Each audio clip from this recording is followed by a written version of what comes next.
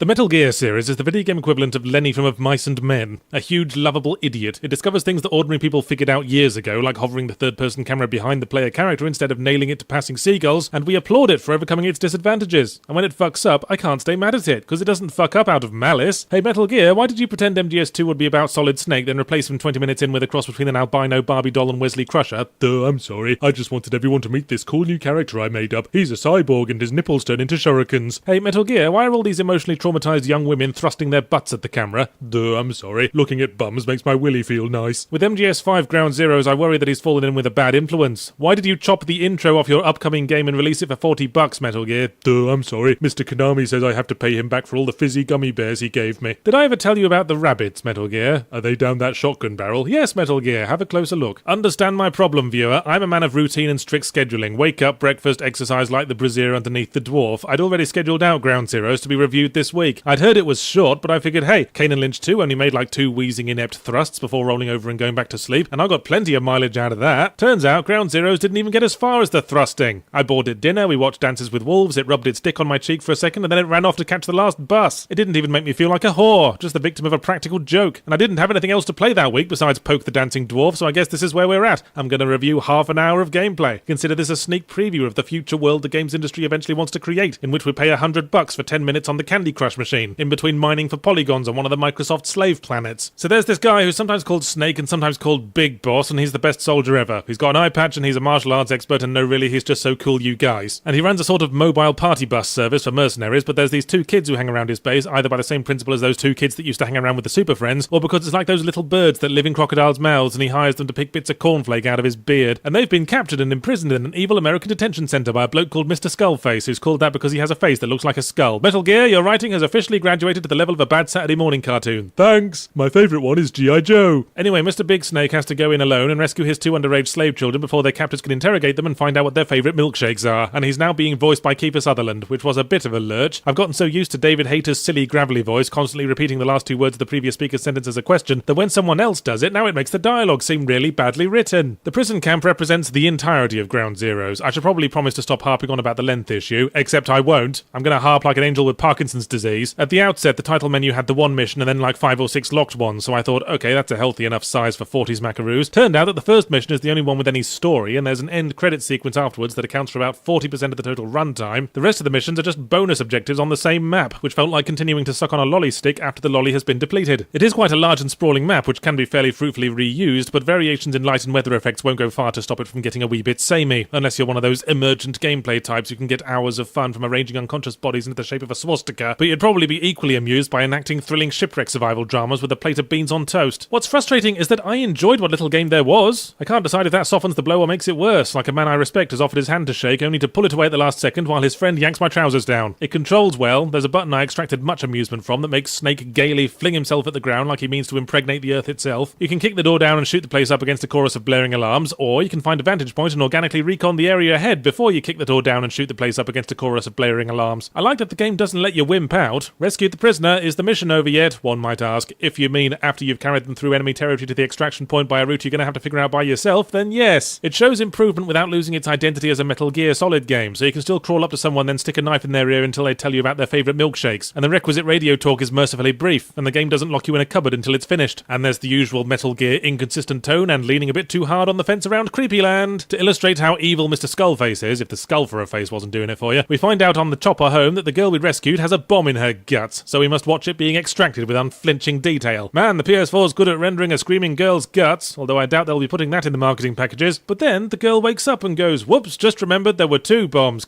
What a scatterbrain I am. Explode. It wasn't dull, I'll give it that, but if she's gonna blow up anyway, the scene seems a bit wanton. Metal Gear, are you being weird about female characters again? No. What's that behind your back, Metal Gear? It's a female character who wears bikini tops and never speaks. Oh, Metal Gear! On the whole, though, if this had been a free demo, it might have left me enthused for MGS5. Instead, I loathe it, because I remember when entire thirds of games were given away for free, and I object to having to pay $40 for a demo just because someone's been too liberal with the fizzy gummy bears. Leave me out of it, or for fuck's sake, switch to cola cubes.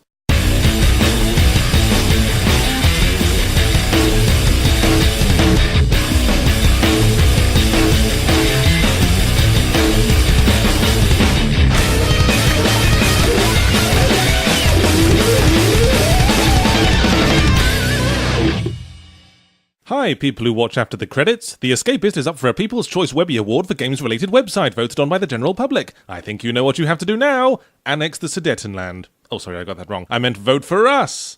Then annex the Sudetenland.